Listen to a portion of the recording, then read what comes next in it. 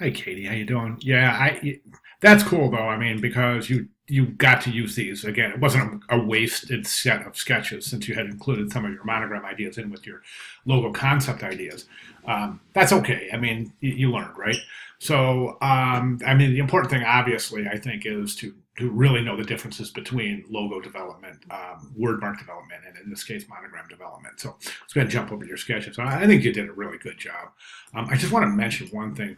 Keep in mind that you are or would be able to use your sketches as MP for monogram. I'm sorry for Monochart Publishing.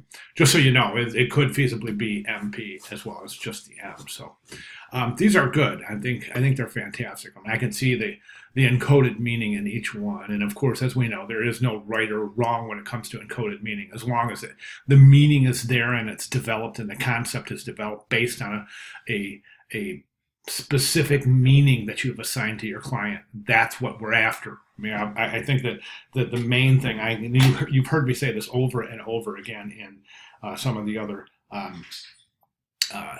video critiques is that the idea, there's no right or wrong. No one's going to look at your idea and say, well, no, that's unless it's completely off track, right? But the idea is that you can take your sketches, and the whole point is that we're not just arbitrarily sketching. We're sketching with intent, and that intent is based on research, and that research is based on the meaning that we're trying to assign to our client. So that's the important thing here. Okay, so as far as these go, I agree. I think that's the way to go. I definitely do. I think these are all really done very, very well. I would have liked to have seen some experimentation with MP just to give you some experience in designing monograms with two or even more letters.